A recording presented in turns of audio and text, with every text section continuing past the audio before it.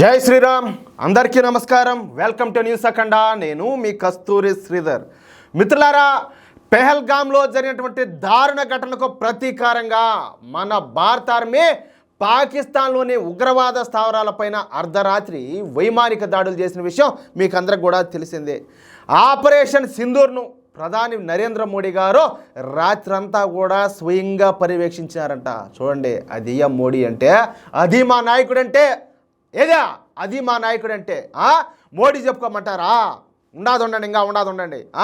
మొత్తం 9 ఉగ్రవాద స్థావరాలను విజయవంతంగా కూల్చేయడంతో ప్రధాని నరేంద్ర మోడీ గారు హర్షం వ్యక్తం చేసినట్లు తెలుస్తుంది. అయితే దేశ ప్రజలందరూ కూడా, మేము భారతీయులమనే భావించే దేశ ప్రజలందరూ కూడా భారత్ మాతాకి జై, జై హింద్, ఆపరేషన్ సింధూర్ అంటూ సోషల్ మీడియాలో పోస్టులు పెడతా హోరెత్తిస్తున్నారంటే. మీరు పెట్టారా పోస్టులా?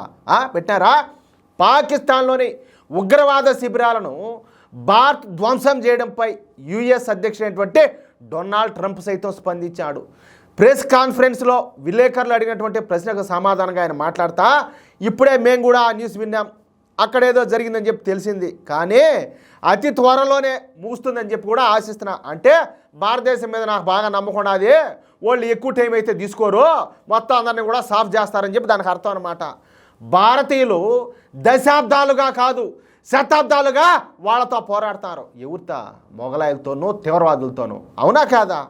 ఆయన చూడండి ఎంత లోతుగా ఆలోచించి మాట్లాడినారో అని చెప్పి ప్రపంచమే నివ్వెరపోయేలా ఆయన సమాధానం ఇచ్చారు. మరోవైపు మన భారత క్షిపణి దాడులతో మన శత్రు దేశమైనటువంటి పాకిస్తాను గడగడ పదురుతుంది. ఆ దేశంలోని రావల్పిండి, ఇస్లామాబాదు, బహవల్పూర్ నగరాల్లో అక్కడి ప్రభుత్వం మెడికల్ ఎమర్జెన్సీని ప్రకటించేసింది. దీని అమ్మ కొడుకు అంటే ఈ అంబులెన్స్లు ఏమి, ఫైర్ ఇంజిన్లు ఏమి, ఏలా కుక్కలు తిరుగుతాయంటే దాన్ని బట్టి అర్థం చేసుకోవచ్చు దాడి తీవ్రత ఏ స్థాయిలో జరిగిందో. అక్కడ వైద్య సిబ్బందికి ఈ పాకిస్తాన్ ప్రభుత్వం సెలవులు రద్దు చేసేసింది. అన్ని ఎమర్జెన్సీ సర్వీసులను అలర్ట్ చేసేశారు. విద్యా సంస్థలకు సెలవులు ప్రకటించేశారు. భారత దాడులు ఇంకా కొనసాగిస్తుందేమో అన్న భయంతో నష్ట నివారణ చర్యలు వేగవంతం చేశారు. మీ నమ్మకాన్ని మేము ఎప్పుడూ పోదోయమో, ఖచ్చితంగా మీరు అనుకున్నట్టుగానే చెప్పాలంటే అంతకు మించి ఎక్కువే చేస్తాం, కానీ తక్కువైతే చేయం. ఇకపోతే పాకిస్తాన్ యొక్క ఉగ్రముఖలు మన సైనికులు ప్రజలను పొట్టన పెట్టుకున్నా శాంతి సహనం పేరుతో ఇన్నాళ్ళు కూడా భరించినాం, కానీ ఆ కన్నీళ్ళు ఇప్పుడు మండినాయే.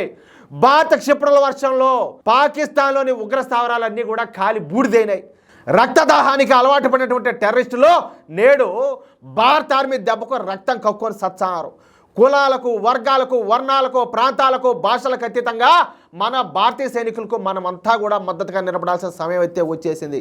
ఎంతమందికి అయితే నరేంద్ర మోడీ మీద నమ్మకం ఉన్నిందో ఆ నమ్మకంతో ఇన్ని రోజులు కూడా ఓపిక పట్టారో, ప్రతి ఒక్కరి నమ్మకాన్ని నరేంద్ర మోడీ గారు కావచ్చు, ఆయన ప్రభుత్వము ఈరోజు దాన్ని నిరూపించుకునేది, రుజువు చేసుకునేది.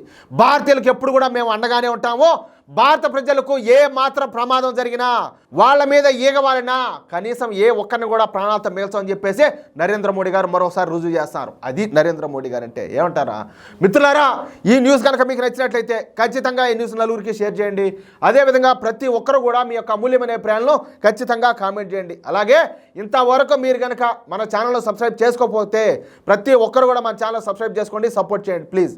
నాకు మాత్రం మామూలు సంతోషంగా లేదు, భలే ఉన్నది, అట్టే మజా వస్తుంది అట్లే. అది. జై శ్రీరామ్, జై హింద్.